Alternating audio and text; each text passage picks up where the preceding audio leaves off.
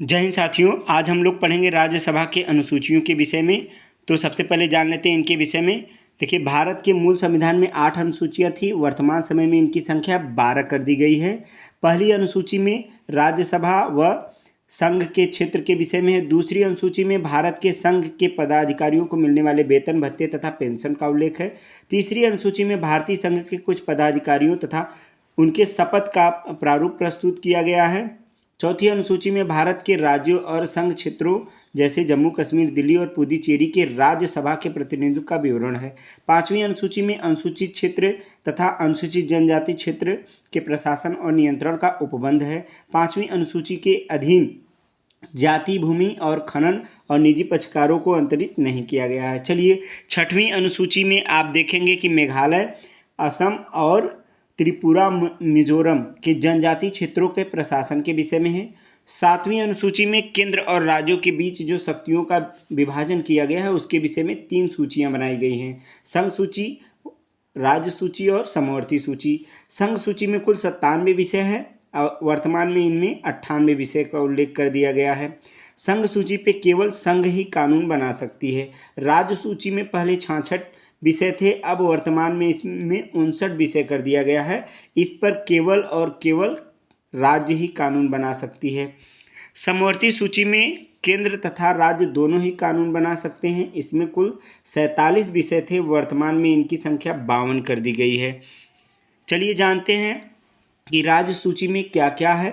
Police, लोक स्वास्थ्य एवं स्वच्छता, प्रति व्यक्ति कर, गैस, कृषि, पुलिस, रेलवे पुलिस, कारागार, पंचायती राज और भूमि कर से संबंधित चीज़ें किसमें हैं? राज्य सूची में हैं।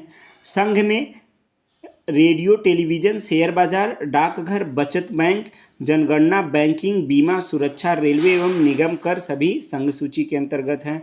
समवर्ती सूची में आर्थिक योजना, आपराधिक मामले, जनसंख्या नियंत्रण एवं परिवार नियोजन, शिक्षा, दंड, वन और विवाह के तलाक से और गोद लेने संबंधी सारे विषय समवर्ती सूची के अंतर्गत है। 8वीं अनुसूची में हम लोग देखेंगे कि भारतीय संविधान द्वारा वर्तमान में मान्यता प्राप्त 22 भाषाओं का उल्लेख है, जिसमें मूलतः 14 भाषाओं का उल्लेख था। वर्ष 1967 में इसमें 21वें संविधान संशोधन के द्वारा सिंधी को जोड़ा गया। फिर 1992 में कोंकणी, नेपाली और मणिपुर को 71वें संविधान संशोधन के द्वारा जोड़ा गया। फिर 92वें संविधान के संशोधन के द्वारा संथाली, डोगरी और मैथाली बोडो को 2003 में जोड़ा गया। 9वीं अनुसूची, इसमें विशिष्ट अधिनियम और विनियमों का विधि मान्यकरण है, जिसमें भूमि से संबंधित व्यवस्था की गई है। इसे कब लाया गया था? यह भारतीय संविधान के संशोधन अधिनियम 1991 द्वारा 9वीं अनुसूची में शामिल किया गया है। 9वीं अनुसूची को शामिल किया गया है।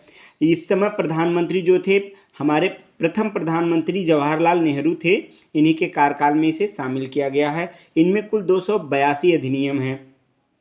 10वीं अनुसूची दल बदल परिवर्तन से संबंधित है और इसे 92वें संविधान संशोधन 1985 में शामिल किया गया है। 11वीं अनुसूची पंचायती राज से संबंधित है। 73वें संविधान संशोधन 1992 के अधिनियम के द्वारा इसे शामिल किया गया है। इसमें कुल 29 विषय हैं। 12वीं अनुसूची नगर पालिका से संबंधित है और इसे 74वें संविधान संशोधन 1992 में ही शामिल किया गया है। इसमें कुल 18 विषय हैं। चलिए, अगले वीडियो में हम लोग पढ़ेंगे इससे संबंधित प्रश्नों के विषय में। आज के लिए बस इतना ही।